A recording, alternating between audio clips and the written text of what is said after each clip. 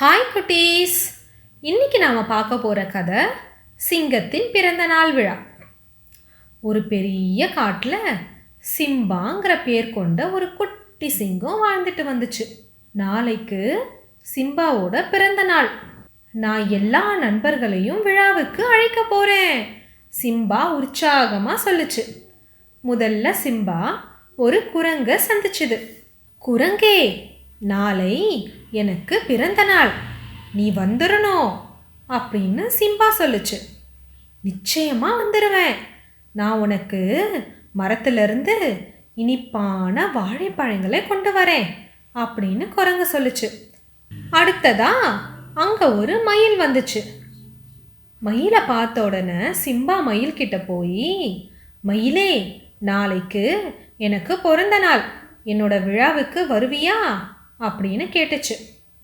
ஆமாம், நான் உனக்காக அங்கே வந்து அழகாக ஒரு நடனம் ஆட போகிறேன் அப்படின்னு மயில் சொல்லி தன்னோட இறகுகளை விரித்து காட்டுச்சு. அதுக்கப்புறம் அங்கே ஒரு கரடி வந்துச்சு. கரடி ரொம்ப கோபமாக இருந்தது. கரடியே, என் விழாவுக்கு நீ வருவியா அப்படின்னு சிம்பா பயந்துக்கிட்டே கரடிக்கிட்ட கேட்டுச்சு. எனக்கு யாரையும் பிடிக்காது, நான் எங்கேயும் வரமாட்டேன் அப்படின்னு கரடி உருமிச்சு. சிம்பா ரொம்ப வருத்தம் ஆயிடுச்சு. ஆனால் மற்ற நண்பர்களை எல்லாம் அழைக்க தொடர்ந்துச்சு.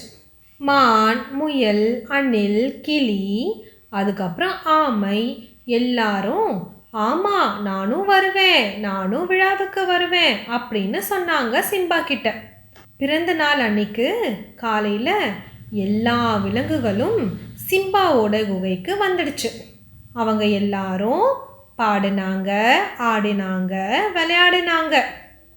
திடீர்னு மழை பெய்ய ஆரம்பிச்சுது. எல்லாரும் குகைக்குள்ள ஓடிட்டாங்க.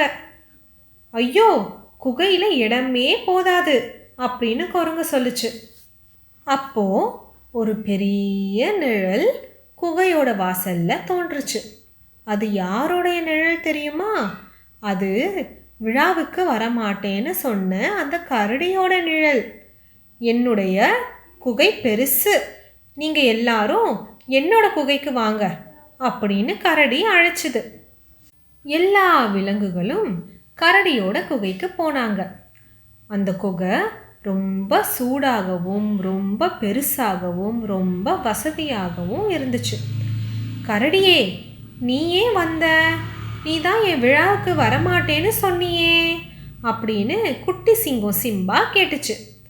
கரடி அதுக்கு சிரிச்சுது. நான் உண்மையிலேயே கோபமாகவே இல்லை, எனக்கு என்ன பரிசு கொடுக்கணும் அப்படிங்கிறதே தெரியலை, அதனால தான் அப்படி சொன்னேன்.